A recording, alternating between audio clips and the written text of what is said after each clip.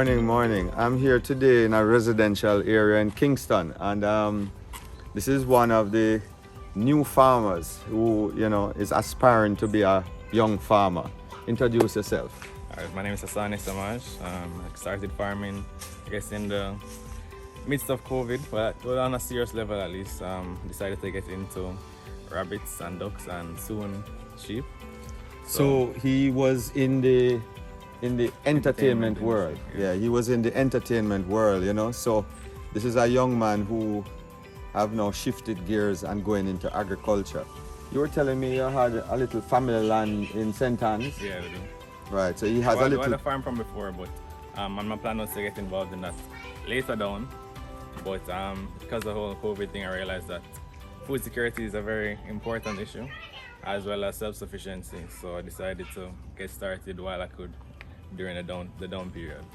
So this young man is a young man that I met because of my YouTube channel, and he is one of my followers and, learning and, aspiring towards all of this. So he has my concept of ducks and rabbits and sheep and of other animals, because he sees the market, he sees this. Tell me about this niche market that you think exists. Well, so for me, it's really about, I don't really into like mass production. And I think for me, I'd be more interested in having meat that would be more expensive for me to purchase. Like I wouldn't go and do chicken, for example. So in my research, I found that rabbits are very clean animals, are very quiet animals. The breed of ducks that I have are very clean and very quiet as well. So people are shocked to see how many animals are in the backyard here, because they don't hear anything, they don't smell anything. And this is Kingston. This is Uptown Kingston. I don't even want to show you the background too much, but he has an apartment complex right beside his backyard. So, see some of the ducks there that he has. So right now I have one drake that I bought from you, Mr. Bernard, and five female ducks. So trying to keep the variety. So he just recently hatched out some eggs. These are 3-week-old ducklings. 3-week-old ducklings. He didn't use an incubator, he hatched them naturally. Yeah. And he seemed to have about 4 dozen, 3 dozen? No man, that's just 22 right there. 22? Yeah. Okay, look a lot. They look very nice. Yeah, they grow really quickly. Yes, they grow very fast. Look at that.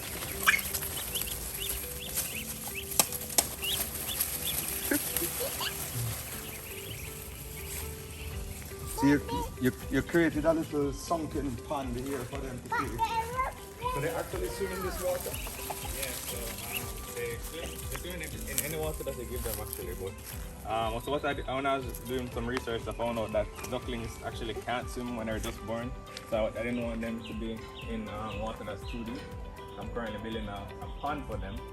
So I wanted them just have access to some water to drink as well as and they choose to play in it. Mommy, we look at that rabbit.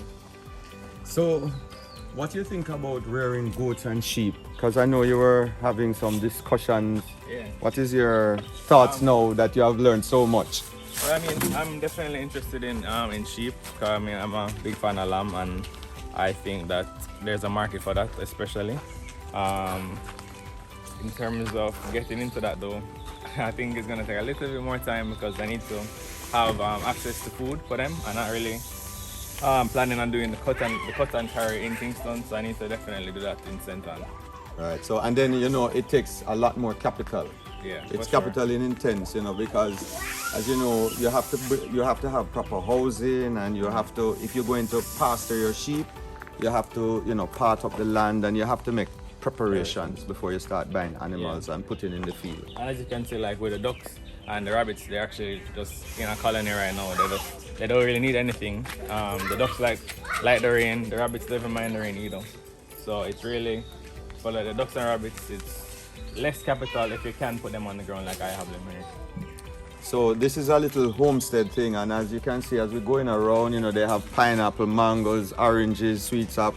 They grow vegetable on the backyard, and they're doing all of this sustainable farming in their backyard, which everyone should be really doing you know, and promote, you know, produce some of our food, you know, as we go along in life. We shouldn't really be just going outside and buying all the food that we want when we can do this in our backyard in a sustainable way, and you know, which is a very good thing. So the reason I'm featuring this young farmer today, because he's a young farmer and, you know, he has time to grow. He might not be a multi-millionaire, can go and buy and put up a big infrastructure, put in a big hotel at this time of his life. But he's young and he has time on his hand to grow and learn. And he's doing it very small here now. And with this small operation that he has here in his backyard, he will learn a lot. So when the time comes, gain experience. He's gonna gain so much experience. So when the time comes and he launches out, maybe a year from now, maybe 5 years from now, it could be 10 years. When he launches out, he will be a professional on whatever choices he make moving forward. Well, actually, so my plan is actually like a 6 month to 1 year plan in terms of expanding on the ducks as well as rabbits, and then down the line with the sheep, as I was telling you. So like so I started with 3 ducks. Now I have 28, including all of the over what time period? Over about 6 months? Well, I bought the ducks from you in November. So okay. was that 5 months? Yeah, 5-6 months. He Yeah. gone 28 out of, you know, 2, 3, 4 And then ducks. I have another 40 eggs that are being they're sitting on another 40 eggs. So that's soon to be another 40 on the already 28. You see the multiplying effect though? The multiplying effect is tremendous from some of these animals. And he has a niche market that he's looking to. Your niche is really to certain restaurants, high-end restaurants, you know, like the Chinese restaurants and so forth. As well as keeping like my own events and supplying my events with food, Right. like barbecues and certain other things. Just introduce the new meats to people, you know. Not a lot of people have had rabbit, and some people are still. Not a lot of people have had duck either and Yeah. don't eat duck. I mean, even me, I don't really eat duck. I've never really eaten duck before myself. But what happens is that he's into the entertainment world and, you know, he's going to now market his own thing. So I always talk about this niche market, rabbit meat, and he's looking into duck. You know, there's this niche market all the time that everybody can play their little role in food security and growing. Definitely. So we are now at the side of the house, and as you can see here, they have some plantain and bananas. And I just picked a pranganut. I don't know if you know pranganut. Rabbits eat this pranganut and they love the leaves of the pranganut. He has a plum tree here. This tree here, plum tree, has maca on it. We used to call it coolie plum. I don't even know the right name, but it is coolie plum. But one of the things you must look, he has been creating this pond here in the side of his yard. He's going to use this pond that the ducks can swim in it and so forth. And the rabbits can drink from it as well. And he's saying that the rabbit can drink from it. I'm not sure about that. When I'm done, I'm gonna have a filter and a pump and everything. He's going to put a filter and a pump and have it very clean. But rabbits, I'm not sure, because rabbits really like very clean water and they are easy to get sick. So we have to see how this works out, you know. But I'm not going to endorse the rabbit drinking of the water as yet, because rabbits are extremely delicate and sensitive stomach and they get sick very easy. That's why the meat is such a clean meat, because rabbits has to eat very clean, very nutritious. Rabbits can't tolerate poisonous plants. They have to eat very good forages and really just grass and certain forages they like, and they eat certain fruits and so forth to survive. We're going to have a look at the ducks and the eggs. We're going to see the hatching taking place naturally.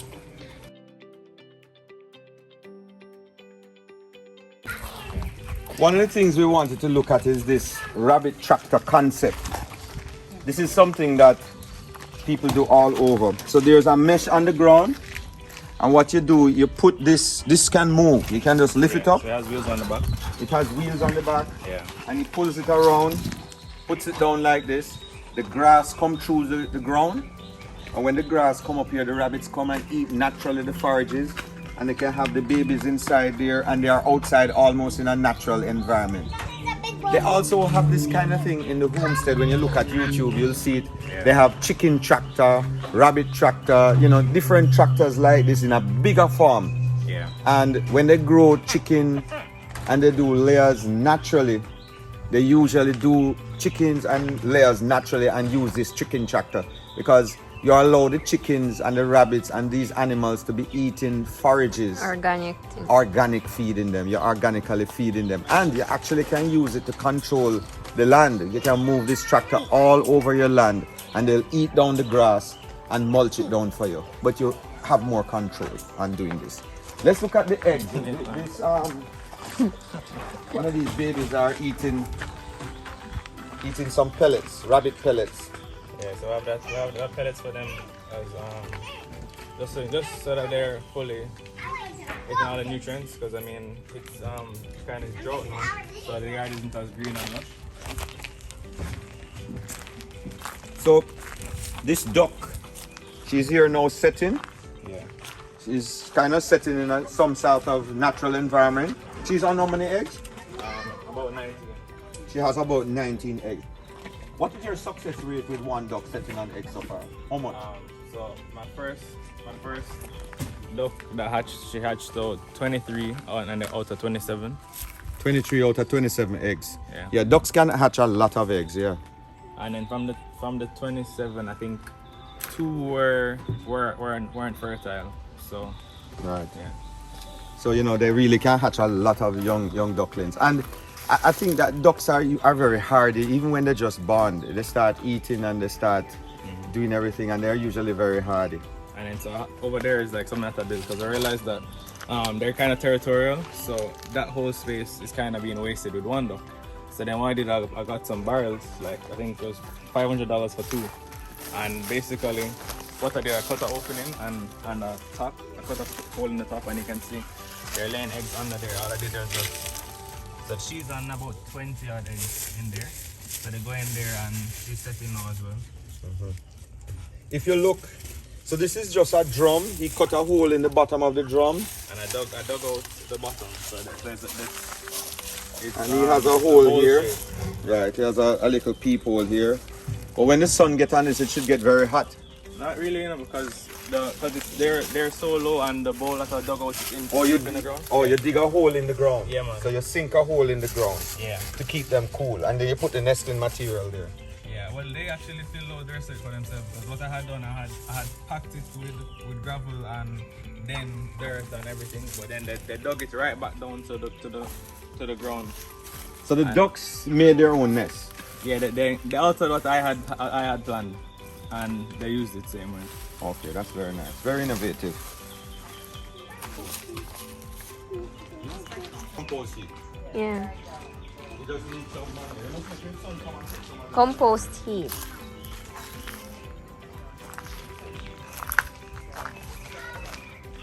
You know what I do in my yard? And I don't use small like rabbits behind there. I take the I can find other fence right here, and I throw, you know, like on 80 bags of manure. It rise right to the top of the wall. My manure come up like way up here. Yes. And when you rise it, like you just leave it there for 2 months, 3 months. You just every day you just Comes down.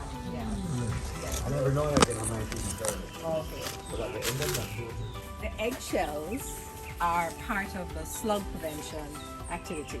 So the eggshells are crushed to pieces that are maybe about a centimeter by a centimeter, or thereabouts, and then they're mixed with dried coffee grounds. Let me just show you the basket for that without showing my feet. And so we have coffee grounds. And what then is it's coffee mixed. grounds? It's coffee, regular coffee, but instead of the instant coffee, Yeah. it's the grounds that. Oh, you mean the trash from Yes, the the coffee? trash, right? Oh, when the you've trash from the coffee. when you've made the coffee, so it's crushed together and then used as a boundary around the area that you're planting. Slugs don't like, because of the nature of their bodies, they can't go over the crushed eggshell. It will cause lacerations, and they also don't like the coffee.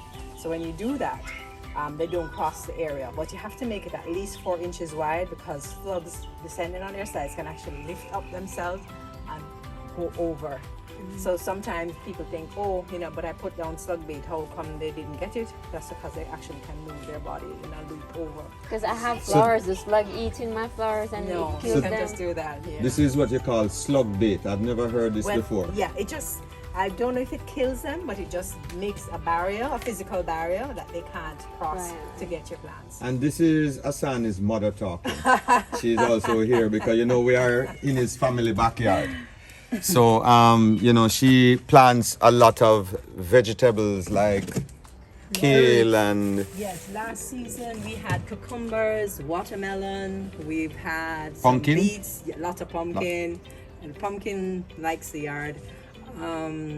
What else did we have? We had callaloo, both green and red. We had okra, but with the new additions to your farm. Your son taking over the yard. Yes, we have to determine where we will give them access to and where I will have. So your son is working out the land arrangement no, now. I am working out. Oh, you're working it out.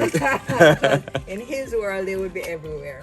But so when you come back, you will see fences that the ducks and the rabbits won't be able to get over, because as it is now, we've allowed them to free range, so they've been eating whatever it is that's there. Right. And people, I can tell you, there is jackfruit tree here, apple tree, all these things. And if you look, the rabbits and the ducks and everybody's eating the fruits that drop on the ground. Yes.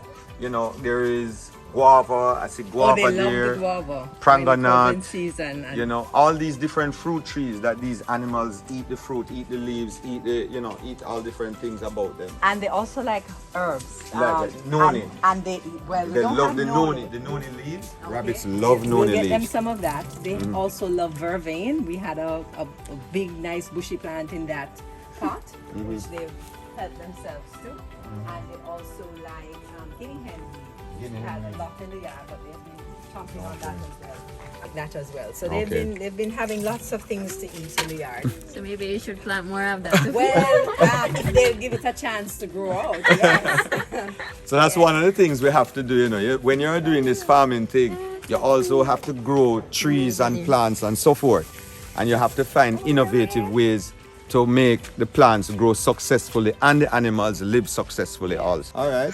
So thanks so much for inviting us to see your little homestead farm. No problem. And, keep watching and subscribe to my channel. And this is one of the future farmers in Jamaica. Let's wait and see what happens later on.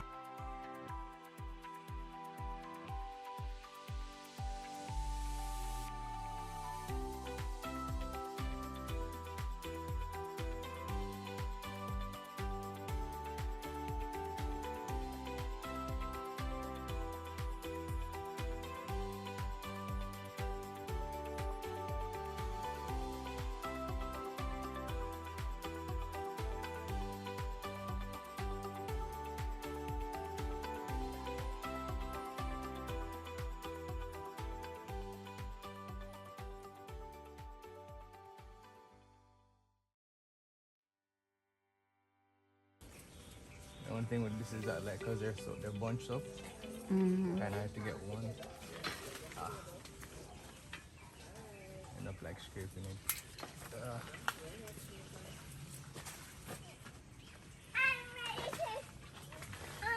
So today we are watching Hasani pick apples. If he was doing this for a living, he wouldn't make any money. Yeah. That whole bunch came off.